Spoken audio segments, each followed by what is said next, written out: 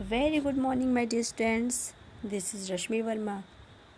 I hope you all are fit, fine, and healthy with your family. Welcome to our grammar lesson. Today, we are going to study pronouns. Okay? So, let's start pronouns. What is pronouns? As we know that pronoun is a replacing word. You know na? So, pronoun is a replacing word. Definition देखते हैं. Pronouns are words that are used in a place of noun in sentence. Pronouns वह शब्द होता है जो noun के स्थान पर प्रयोग किया जाता है या यूज़ किया जाता है. Okay, example he, she, it, I, we, you, they, etcetera. Sentence से भी हम समझ लेते हैं. जैसे Ram is a good boy, Ram is a intelligent boy. So here we can say Ram is a good boy and he is an intelligent boy. बार बार राम को नाम न लेकर के हम एक बार राम के बारे में ही जब बताना है तो दूसरी बार जब राम की जगह पर ही का यूज़ हुआ, सो नाउन की जगह पर जब प्रोनाउन का यूज़ हुआ, ही का यूज़ हुआ, तो यह क्या हमारा कहलाया? Pronoun. Okay. Types of pronoun. There are 9 types of pronoun. Personal pronoun, reflexive pronoun, emphatic pronoun, indefinite pronoun, relative pronoun, demonstrative pronoun, interrogative pronoun, distributive pronoun, possessive pronoun. Okay, I will explain you one by one. First, personal pronoun. Personal pronoun, those pronouns which stand for the 3 persons. यह वो pronoun होते हैं जो 3 person के साथ होते हैं. इनका यूज़ 3 पर्सन के साथ किया जाता है. First person, second person and the third persons. This are called personal pronoun. Okay, chart से इसको समझते हैं. Personal pronoun. Personal pronoun first person, second person, third person. पहले फर्स्ट पर्सन होता क्या है? First person, the person is speaking. First person is the whose person, the person is speaking. First person वो person होता है जो बोलता है, जो वक्ता होता है. Second person, second person is the person spoken to. Second person वो व्यक्ति होता है जिससे बोला जाता है. या जैसे कि मैं आपसे बात कर रही हूँ तो मैं फर्स्ट पर्सन हुई, और आपसे बात कर रही हूँ तो वो आप क्या हुआ? Second person. Okay. Third person. Third person, the person spoken of. It means वह पर्सन होता है थर्ड पर्सन जिसके बारे में बोला जाता है. ओके, क्लियर है? First person nominative case, objective case, possessive case. मैंने आपको केस में पढ़ाया था. नॉमिनेटिव केस, इसमें subjective case, objective case and positive case. Subjective case, अब पर्सनल प्रोनाउन में आपका फर्स्ट पर्सन भी सिंगुलर में प्लूरल भी होता है, सेकंड पर्सन भी सिंगुलर एंड प्लूरल बोथ होते हैं, थर्ड पर्सन भी सिंगुलर और प्लूरल होते हैं. पर्सन हमारे सिंगुलर भी हो सकते हैं और प्लूरल भी होते हैं. सिंगुलर पर्सन में हमारा nominative case I, objective me, possessive में आपका 2 डिवाइड हो जाएगा, possessive pronoun and possessive adjective, mine and my. Plural में आपका चेंज होगा we, us, ours, our. Second person you, जिससे कि बात किया जाता है, यू. ऑब्जेक्टिव में भी यू का you. Possessive yours and possessive adjective your. Plural you, singular में भी आपका यू रहेगा और प्लूरल में भी यू ही रहेगा. Objective case you, possessive case में possessive pronoun yours and possessive adjective your. Third person he, she, it in singular, him, her, it objective case in singular, his, hers possessive case possessive pronoun in singular and possessive adjective his, her, its. Then plural they in nominative case, them in objective case, theirs in possessive case possessive pronoun and their possessive adjective. Okay reflexive pronoun अगर subject then reflexive pronoun it represent the action performed by the subject is and the subject itself. Reflexive pronoun में अगर subject कोई action कर रहा है तो उसका reaction भी सब्जेक्ट के ऊपर ही होता है, वो आपका क्या कहलाता है? Reflexive pronoun. Reflexive pronoun once again, reflexive pronoun subject यदि कोई एक्शन कर रहा है, सब्जेक्ट के द्वारा कोई एक्शन किया जा रहा है तो उसका रिएक्शन भी सब्जेक्ट के ऊपर ही होना होता है, वही आपका रिफ्लेक्सिव प्रोनाउन कहलाता है. एग्जाम्पल से समझेंगे इसको. Self and selfs. Reflexive pronoun के example self and selfs. Self is used with singular and selfs is used with plural. Self is used with singular as myself, my के साथ हुआ तो आपको myself, yourself, himself, herself, itself. Then जब selfs आपका use होगा तो वही चीज़ आपका वो प्लूरल में हो जाएगा, तो प्लूरल के साथ आपका ourselves, themselves, yourselves. For example in a sentence, I hurt myself. मैंने खुद को, स्वयं को नुकसान पहुंचाया. सिंगुलर है यहाँ पर आई, मैं सिंगुलर, तो मैंने खुद को नुकसान पहुंचाया myself. They hurt themselves. They is plural, so they उन्होंने नुकसान पहुंचाया स्वयं को, तो यहाँ पर दे प्लूरल हो गया, तो प्लूरल के साथ आपका क्या हो गया? Themselves. Okay, this are the reflexive pronoun. Third, emphatic pronoun. Emphatic pronoun, an emphatic pronoun is that which is used to add emphasis to the subject of the sentence. Emphatic pronoun, ये pronoun वो शब्द है जिसमें किसी भी वाक्य में subject को दृढ़ता मीन्स emphasize दे. किसी भी वाक्य में emphasize मीन्स दृढ़ता दे. इसमें सब्जेक्ट के ऊपर रिएक्शन नहीं होता है. ओके, एग्जाम्पल से देखेंगे. सेल्फ एंड सेल्फ, इसके भी देखिए एग्जाम्पल सेल्फ है और सेल्फ्स है.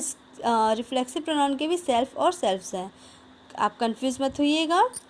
सेल्फ और सेल्फ से, लेकिन ये दोनों ही क्या है? अपोजिट हैं. सेल्फ, इसमें भी सेल्फ का एडेड आपका self is used with singular and self is used with plural. Self is added to my, your, him, her, it. Myself, yourself, himself, herself, itself. And self is added to our, them, your, ourselves, themselves, yourselves. But they are totally opposite to reflexive pronoun. ये आपका opposite होता है reflexive pronoun के. Examples इसको समझते हैं. I will do it myself. I will do it, मैं कर लूँगा इसे स्वयं से. I सिंगुलर, तो मैं इसे स्वयं से कर लूँगा, खुद से इसे मैं कर लूँगा. We will see to it ourselves. we will see, हम देख लेंगे इसे स्वयं से. ourselves, खुद से इसे हम देख लेंगे. इसमें सब्जेक्ट के ऊपर रिएक्शन नहीं हो रहा है. मैं खुद से कर लूँगा, लेकिन इसमें सब्जेक्ट के ऊपर आपका रिएक्शन नहीं हो रहा है. सो बल्कि सब्जेक्ट को दृढ़ता एम्फेसाइज किया जा रहा है। So here myself and ourselves are emphatic pronoun. Difference देखते हैं दोनों के। Difference between reflexive pronoun and emphatic pronoun.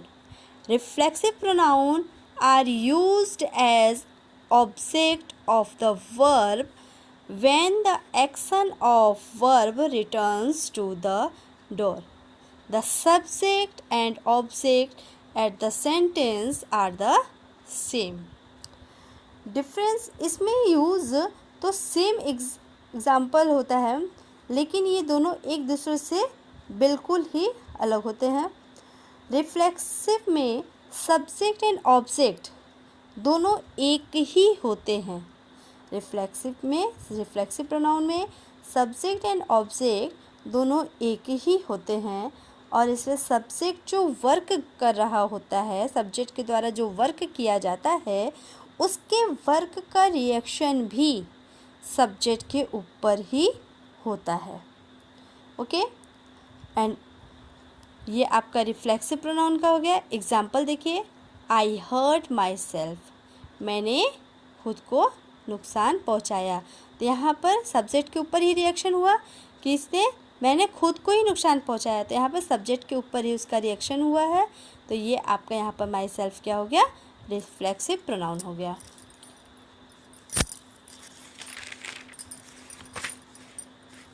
Then emphatic pronoun are used to emphasize noun or pronoun.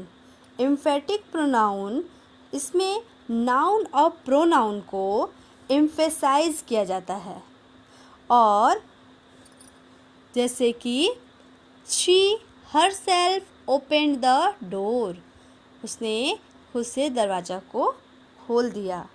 इसमें आपका जो she है, she एक pronoun है, she एक pronoun है जिसमें उसे एम्फेसाइज किया जा रहा है। एम्फेसाइज मीन्स दृढ़ता दिया जा रहा है। By herself is an example of emphatic pronoun. Emphasize किया जा रहा है, दृढ़ता दिया जा रहा है हर सेल्फ को, तो यहाँ पर आपका क्या हो गया, herself emphatic pronoun. Okay, clear. Then indefinite pronoun. Next pronoun is indefinite pronoun. Indefinite pronoun, sometimes the pronouns used in a sentence do not refer to any particular thing or person. They are used in a general way. Such pronouns are known as indefinite pronoun. Indefinite pronoun में आपके कभी ऐसा होता है जो pronounce इसमें जो sentence में होते हैं, जो भी सेंटेंस से प्रोनाउंस होते हैं, वह किसी पर्टिकुलर थिंग, किसी भी स्पेसिफिक थिंग या पर्सन को रिफ़र नहीं करते हैं, वो जनरल वे में यूज़ किए जाते हैं, उन्हें इनडिफिनिट प्रोनाउन कहते हैं। मतलब उसे किसी भी पर्टिकुलर में यूज़ नहीं किया जाता है, स्पेसिफिक पर्सन या थिंग का उसमें यूज़ नहीं किया जाता है, उसे कॉमन वे में यूज़ किया जाता है, वो आपका इंडेफिनिट प्रोनाउन कहलाता है। एग्जाम्पल से समझेंगे, इसके एग्जाम्पल देखिए, all, anyone, anybody, anything, everyone, everybody, everything, someone, somebody, something, no one, nobody, nothing, some, none, etcetera. These are the examples of indefinite pronouns. Nobody can help you in this issue. Nobody, कोई भी नहीं, कोई भी help नहीं कर सकता you in this issue, आपका इस इशू में। यहाँ पर आपका nobody जो है, ये आपका इस वाक्य में, इस सेंटेंस में किसी भी पर्टिकुलर पर्सन को रिफ़र नहीं किया गया है। इसमें कोई नाम नहीं है, कोई एक स्पेसिफिक नेम नहीं है किसी एक पर्सन का, या किसी भी कोई थिंग के बारे में कोई रिफ़र नहीं किया गया है, पर्टिकुलर इसमें नहीं बताया गया है। नोबडी मतलब कोई नहीं, इसमें कोई भी हो सकता है, इसीलिए nobody is the example of indefinite pronoun. Okay, clear है. Next, relative pronoun. Relative pronoun, a relative pronoun is one which is used to refer nouns mentioned previously. Relative pronouns can be used to join two sentences. ये वो pronoun होते हैं जो use किए जाते हैं किसी भी नाउन को रिफ़र करने के लिए जो पहले यूज़ किए जा चुके हैं, और हम इसे बोल सकते हैं कि ये टू सेंटेंस को ज्वाइन भी करते हैं. ओके, टू सेंटेंस को ज्वाइन करने के लिए भी इसका यूज़ किया जाता है. तो रिलेटिव प्रोनाउन को हम कह सकते हैं कि ये वो प्रोनाउन होते हैं, इनका इसलिए यूज़ किया जाता है जो किसी भी नाउन को रिफ़र करने के लिए जो पहले यूज़ किए जा चुके हैं, और इसका यूज़ टू सेंटेंस को ज्वाइन करने के लिए भी किया जाता है. एग्जाम्पल से इसको समझते हैं कि who, whom, what, which, that, whoever, whomever, whichever are the example of relative pronoun. Sentence देखिए, this is the place where we met. यह वह स्थान है जहाँ हम मिले. यहाँ पर दो सेंटेंस को जोड़ने के लिए वेयर का यूज़ किया गया है. दिस इज़ द प्लेस, यह वह स्थान है. वी मेट, हम मिले. टू सेंटेंस को ज्वाइन करने के लिए वेयर का यूज़ किया गया है यहाँ पर. So where is the relative pronoun. You can choose one person whoever you like. आप एक पर्सन को चूज़ कर सकते हैं whoever you like, जिसे आप पसंद करते हैं. यहाँ पर भी टू सेंटेंस हुआ, तो टू सेंटेंस को ज्वाइन करने के लिए whoever का यूज़ हुआ. So here whoever is the example of relative pronoun. Okay, next, demonstrative pronoun.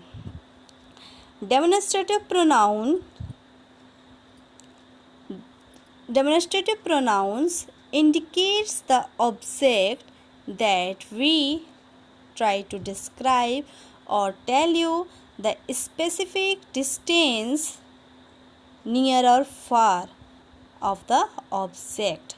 Demonstrative pronoun का यूज़ होता है, इसका मतलब होता है आपके डिस्क्राइब करना. डेमोन्स्ट्रेटिव मीन्स डिस्क्राइब करना.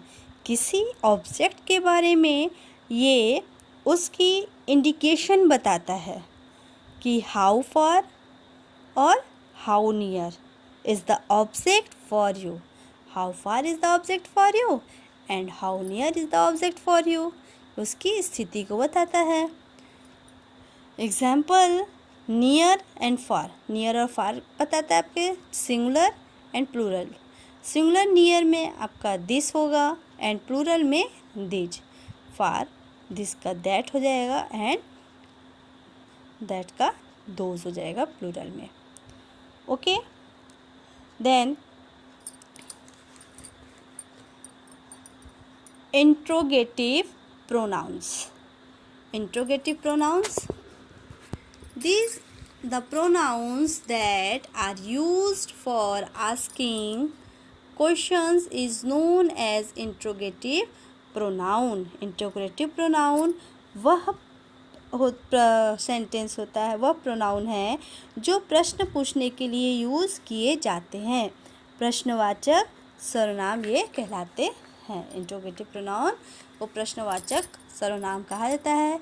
इसका यूज़ क्वेश्चन पूछने के लिए किया जाता है. Example, who, what, which, where, why, etcetera. Interrogative pronoun and difference देखिए इसका. जैसे who are you, what is your name. ये क्वेश्चन आस्किंग के लिए आपके किए जाते हैं. हु आर यू, आप कौन हो, तो आप आंसर में क्या बताओगे? I am Neha, I am Karan. So these are the answer. Noun में आंसर हमें मिला, तो ये इंट्रोगेटिव प्रोनाउन आपका हुआ. तो व्हाट इज़ योर नेम, आप अपना नाम बताओगे। आई एम, आपका जो भी नाम होगा, I am Tina, I am Aaradhya, कुछ भी आप अपना नाम बताओगे। So interrogative pronoun who, what, which, where, why etcetera are the example of interrogative pronoun. Difference between relative pronoun and interrogative pronoun. Relative pronoun is used to connect clauses or phrase to a noun or pronoun. Relative pronoun का use clause या phrase को noun के साथ connect करने के लिए किया जाता है। Okay, example, a man who lost the wallet could not buy the groceries. ये डिफरेंस इसलिए क्योंकि ये आपका रिलेटिव प्रोनाउन में भी एग्जाम्पल हु रहता है और इंट्रोगेटिव प्रोनाउन में भी आपका एग्जाम्पल हु, व्हाट, वेयर, विच रहता है। लेकिन जब ये रिलेटिव प्रोनाउन में आपका एग्जाम्पल रहेगा, ये क्या होता है, टू सेंटेंस को कनेक्ट करने के लिए, जोड़ने के लिए होता है। फ्रेजेस या क्लॉजेस को नाउन के साथ जोड़ने के लिए, कनेक्ट करने के लिए यूज़ किया जाता है रिलेटिव प्रोनाउन में। ओके, एंड इंट्रोगेटिव प्रोनाउन में आस्किंग क्वेश्चन के लिए किया जाता है। So a man who lost the wallet could not buy the groceries. यहाँ पर अ मैन क्या हो गया, आपका नाउन हो गया। नाउन को आपके दो सेंटेंस को या दो थिंग को ये जोड़ने के लिए, अ मैन नाउन को, दूसरे लॉस्ट द वॉलेट जोड़ने के लिए, वह व्यक्ति, एक व्यक्ति जो अपने वॉलेट को खो दिया है, could not buy the groceries, वह ग्रोसरीज नहीं खरीद सकता। यहाँ पर टू सेंटेंस को जोड़ने के लिए, नाउन को जोड़ने के लिए, नाउन फ्रेज को, क्लॉज को जोड़ने के लिए हु का यूज़ किया गया है। So here in the sentence who is the example of relative pronoun. Okay, interrogative pronoun is used in order to ask a question. इसका यूज़ आपके क्वेश्चन पूछने के लिए किया जाता है। हु इज़ मोहन, मोहन कौन है। यहाँ पर आंसर में Mohan is a student, Mohan is a worker, Mohan is a man, Mohan is a intelligent man, कुछ भी आपका आंसर मिल सकता है। तो ये आपका जो भी आंसर को मिलेगा नाउन में मिलेगा कि वो कौन है। तो ये आपका आस्किंग क्वेश्चन हुआ। तो यहाँ पर आपका हु क्या हो गया, आपका इंट्रोगेटिव प्रोनाउन हो गया। डिस्ट्रीब्यूटिव प्रोनाउन, डिस्ट्रीब्यूटिव मीन्स होता है वितरण, बांटना। Distributive pronoun, the pronoun which refer to the person और things one at a time are called distributive pronoun. They are always singular. Distributive pronoun, group of thing या group of person में से किसी एक पर्टिकुलर, क्योंकि ये बांटना है। अब बांटेगा क्या, वितरण क्या किया जाएगा, जब किसी भी चीज़ की संख्या होती है या कोई भी पर्सन या थिंग आपके ग्रुप में रहेंगे तब उसी को है ना बांटा जाएगा। तो ग्रुप ऑफ थिंग या ग्रुप ऑफ पर्सन में से किसी एक पर्टिकुलर थिंग या पर्सन को रिफ़र करना ही आपके डिस्ट्रीब्यूटिव प्रोनाउन कहलाता है और ये हमेशा सिंगुलर ही होता है। Example, neither, either, each, none etcetera. Sentence से देखते example, each took it in turn. Each took it in turn. Each means प्रत्येक। यहाँ पर अब प्रत्येक, हर किसी को, टुक इट इन टर्न, हर किसी के, प्रत्येक लोगों को, यहाँ पर हर लोगों को शो कर दिया गया है। तो यहाँ पर आपका ईच क्या हो गया, distributive pronoun. Okay, possessive pronoun. Possessive pronoun, the pronoun which shows the possession और ownership is called possessive pronoun. Possessive pronoun, इसमें क्या शो होता है, अधिकार व्यक्त किया जाता है कि जिसमें आपके अधिकार को शो किया जाता है, ओनरशिप को शो किया जाता है, उसकी स्थिति को शो किया जाता है, वो आपका क्या कहलाता है, possessive pronoun. Example, my, mine, hers, yours, ours etcetera. जैसे दिस इज़ माई बुक, तो हम कहेंगे ना दिस इज़ माई बुक, यह मेरी किताब है। तो हम यहाँ पर क्या कहेंगे कि my is the possessive pronoun. This car is mine, यह कार मेरी है। तो यहाँ पर माइन, माइन आपका क्या हो गया पोजेसिव प्रोनाउन। अगर जैसे ये पेन को ही हमें कहना होगा कि पेन किसकी है, तो हम बोलेंगे ना this is my book, sorry this is my pen. So तो ये नहीं ना कहोगे आप कि नहीं ये मेरी पेन है, ये मेरी पेन है, इसके स्वामी मैं हूँ, तो इस पर किसका अधिकार है, मेरा अधिकार है। तो मैं कहूँगी ना कि जिसका अधिकार होता है, पॉजिटिव प्रोनाउन क्या होता है, अधिकार व्यक्त करता है। Okay, so mine, mine, hers, yours, ours, ये आपका क्या हो जाता है, पॉजिटिव प्रोनाउन हो जाता है। This is my book, this is my pen, this का pen is mine. So this are the example of positive pronoun. Okay, ये आपके प्रोनाउंस थे। आई होप कि आप सभी को ये समझ में आया होगा। आप सभी लोग इसे देखिएगा, समझिएगा।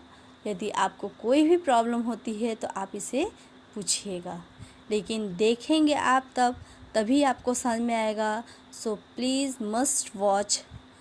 Okay, thank you, take care, good day, bye bye, stay home, stay safe, stay blessed.